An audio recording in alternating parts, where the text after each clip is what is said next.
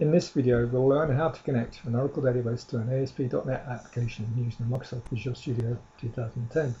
First thing we do is start Visual Studio 2010, then we select New Project, and we select an ASP.NET application. And then once it comes up, we go to the Design view, bring up the toolbox. From there, expand the Data view, and pick on select a grid rather than drag it onto the screen. Next thing we have to do is to define a data source. So we select a new data source, and then we pick an SQL database, give it a name, doesn't really matter what you want to call it, click on OK. Then we have to define the connection. So this is important. We need to use the names defined in our TNS name for Oracle, which in fact we need to call it HR, and we enter in the username and password. Clicking on OK, test the connection. That works. So then we give it a name. In this case, we can call it HR connect string.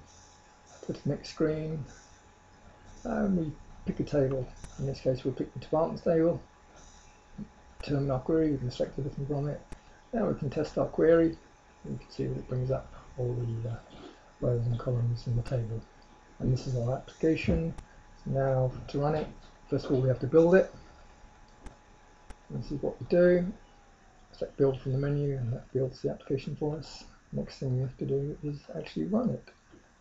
To do that, we have to select debug from the application, from the menu rather, and then in a few seconds time it will bring up the application running in our browser window, and it will populate the grid that we saw in the design view on the screen, and the grid will show the contents of the departments table. So this will pop up in just a few seconds.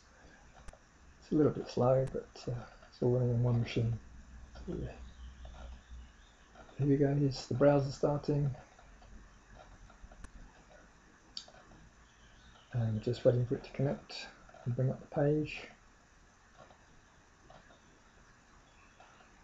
And here it is connecting.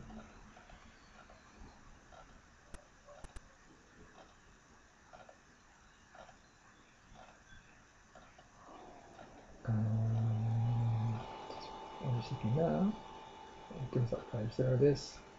So this is our ASP.NET application running in the browser, and we can see the results of our query.